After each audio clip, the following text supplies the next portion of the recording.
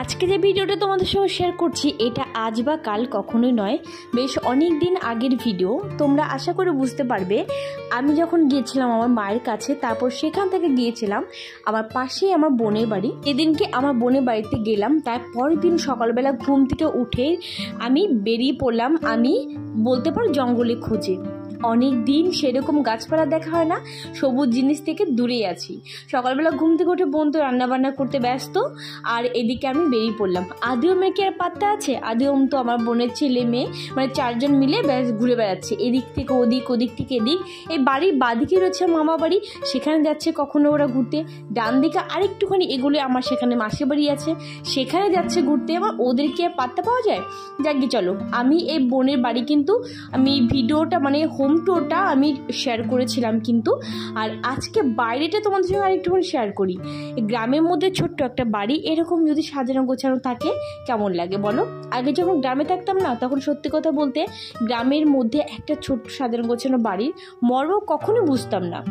এখন যেহেতু শহরে থাকি, আর গ্রামের যে একটা বাড়ি থাকার মূল্য বা মর্যাদা সেটা হাড়ে হাড়ে বুঝতে পারি। বাড়িতে ঢুকতে একটা স্টিলের গেট, বড় প্রাচীর করা একটা বাড়ি, না বড় বাড়ি সেটা বলবো না, ছোটোর মধ্যে সাজানো গোছানো একটা সংসার বলতে পারো আমার বোনের। আর একদমই ঢুকতে প্রথমে একটা দেখতে পাচ্ছ মন্দির, মন্দিরটা কিন্তু বেশ সুন্দর। একদম ফ্রন্টের দিকে মানে রাস্তা দিকে বেরোতে গেলে বা রাস্তা থেকে বাড়িতে ঢুকতে গেলে মন্দিরটা কিন্তু চোখে পড়ে। আর হ্যাঁ, রাস্তা দিয়ে যেতে গেলেও সবাই কিন্তু আগে মন্দিরটার দিকে তাকায়, খুব সুন্দর। আর এখানে দেখতে পাচ্ছ চারিদিকটা পুরো আটকানো, প্রাচীর দেওয়া, পাশেও ওর জায়গা আছে, বাট ওদিকটা প্রাচীর দেওয়া নেই, হ্যাঁ আছে এক সাইডে। তবে দেখতে পাচ্ছ যে ওর আদিও এখানটা এসে কতটা আনন্দের মধ্যে থাকে। গেটটা আটকে দিলে ব্যাস সারা রাতে যদি এখানটা ওরা খেলাধুলা করে কোনো অসুবিধে নেই। কালকে এখানে আসার পর থেকে আদিওম কখনো ক্যারাম বোর্ড খেলে বেড়াচ্ছে, কখনো সাইকেল চালিয়ে বেড়াচ্ছে। ওই যেমন বোনে মেয়ে দেখতে পাচ্ছ, বোনে মেয়ের সাইকেল, কখনো বোনের ছেলের সাইকেল, বাস এটাই করছে। পাশে বললাম মামা বাড়ি আছে, সেখানটাও চলে যাচ্ছে, তো ওদেরকে কেয়ার পায়। আর এই যেমন বোনের মেয়ে ছোট্ট কিউট একটা মেয়ে, ভীষণ ভালো, ভীষণ বুদ্ধি, পরিপাটি একটা মেয়ে বলতে পারো। আর আমার বোনের ছেলে আছে, তোমরা হয়তো দেখেছো, আবার অনেকে নাও দেখতে পারো, জানি না ব্লগে দেখা গেছে কিনা, ওকে আমার খেয়াল পড়ছে না মুহূর্তে। যাকে চলো মন্দিরটা তোমাদেরকে বাইরে থেকে ভালো করে একবার দেখিয়ে দিই। এই যে হলো মন্দির, আর মন্দিরের ভেতরে আছেন কিন্তু রাধাকৃষ্ণ এবং আছে ছোট্ট গোপু কিন্তু। আর আমার বোন কিন্তু 3 বেলা পুজো করে এই মন্দিরে এসে। আর আমার বোনে কিন্তু ঠাকুরের ভক্তি প্রচণ্ড পরিমাণে, ওই যে বললাম 3 বেলা ও পুজো করবে। আর ওই যে দেখতে পাচ্ছ রাধাকৃষ্ণ মূর্তি, বাইরে থেকে জুম করে তোমাদেরকে দেখাচ্ছি, সেভাবে সামনে গিয়ে দেখায়নি। আর উঠোনের মাঝখানে আছে একটা তুলসী মন্দির, দেখো কত সুন্দর লাগছে দেখতে। আর ঠিক বাইরে ঢুকতেই ডান দিকে আছে বড় একটা টিনের ঘর, যদিও টিনের ঘরটা রিসেন্ট ওরা তৈরি করেছে, কারণ এক্সট্রা জিনিস সাইকেল, আমার বোনের স্কুটি বা টুকটাক যেগুলো হয় আর কি সেগুলো রাখার জন্য। আর এদিকে মানে বাড়ির বাদিকে দেখতে পাচ্ছ একটা বড় বাগান, ডান দিকেও বাগান, আর বাগানের মাঝখান দিয়ে সোজা রাস্তা, চারদিকে বাড়িঘর তো আছে। আর এই যে বললাম বাড়ি একদম মেন গেট স্টিলের আর কি গেট লাগানো আছে। আর এদিকেও বাড়ি আছে, এদিকেও বাড়ি আছে, গ্রামের দিকে যেটা হয়, তবে একটু দূরে দূরে বাড়ি। আমাদের শহরে যেমন কি একটা বিল্ডিংয়ের সঙ্গে আর একটা বিল্ডিং পুরো লাগানো থাকে, আর গ্রামে কি হয় একটু দূরে দূরে। চলো এবার একটুখানি যাওয়া যাক বাগানের ভেতর দিকটা। মানে বাগান বলতে এটা আমার মামা বাড়ির পাশে আর কি, মামাদের অনেক বড় একটা ফরেস্ট ছিল পেছনে, সেটাকে প্লট করে বিক্রি করে আর কি সবাই বাড়ি করছে। তো এখন ডুবো একটুখানি বাগানের ভিতরে। তার আগে চলো দেখিয়ে দিই, এখানে চাল যত সম্ভব এটা চাল কুমড়ো গাছ এটা লাগানো আছে, আমার বোনেরই জায়গাতে লাগানো। কত সুন্দর দেখতে লাগছে তাই না?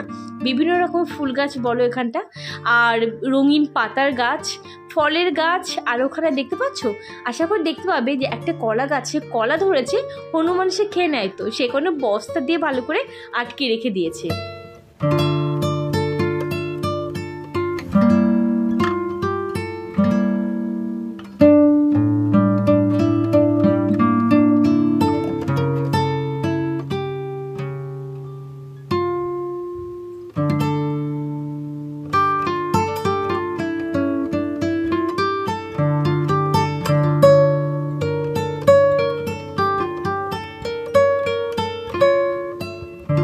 আমি এখানে অনেকবার ফুল গাছ লাগানোর চেষ্টা করেছি, ধরেনি এমনটা না, ধরেছে বাট সেভাবে হয়নি।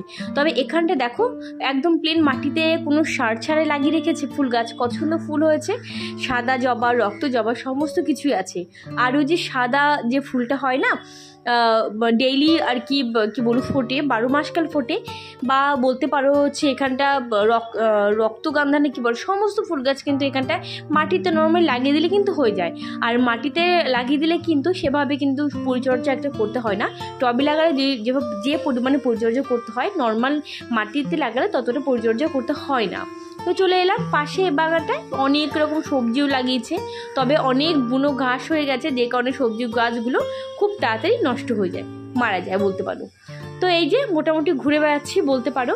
আর এইরকম পেছনে সবুজে ঘেরা মানে ব্যাকগ্রাউন্ড আমার তোমরা দেখতেই পাও না, শুধু দেখতে পাও যে কালার করা ওয়াল আর ওয়াল, আমার ভিডিও আমার ব্যাকগ্রাউন্ডে দেখতে পাও, যেটা কিনা আমি বাড়িতে থাকি। আর ওই কালার করা ওয়াল ব্যাকগ্রাউন্ড ছাড়া আর কিছু দেখানোর সৌভাগ্য আমার হয় না। আর এখানটা এলে এইরকম সবুজাবো জিনিস তোমরা দেখতে পাও। আর এখানে দেখতে পাচ্ছ আদিওম আর আমার বোনের মেয়ে ক্যারাম বোর্ড খেলছে। ওই যে বললাম এদের একদম মানে এখানটা আসলে সাপে 5 পা বলে না, সেরকমটা হয়ে যায় আর কি। তো সেটাই দেখতে পাচ্ছ, দুষ্টু মেয়ে আর মানে কোনো অংশে বাদ থাকে না, যত ইচ্ছে আনন্দ ফুর্তি ওরা করতে পারে। বাগানের ভেতর দিয়ে এরকম সরু রাস্তা হয়ে গেছে, আগে তো ছিল না। আগে যখন আমরা ছোট ছিলাম না, তখন কিন্তু বাগানের ভেতরটা এই যে বুশি ব্যাপারটা এত ছিল না, ছোটো ছোটো ঝোপঝাড় ছিল না, বড় বড় গাছগুলো তখন ছোট, কেবল মামা বা দাদু বলতে লাগিয়েছিল।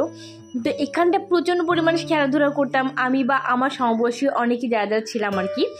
তো সেই বাগানটা এলে না সেই ছোট্টবেলার কথাগুলো মনে পড়ে যায়, খুব মিস করি। আর বাড়িতে গেলে শুধু ভাবি যে সেই দিনগুলো আবার যদি ফিরে পেতাম, সেটা কি সম্ভব? যাকে চলো বোনের বাড়ি থেকে এবার যাচ্ছি মায়ের কাছে। কেমন লাগলো ছোট ব্লগটা জানিও, বাই।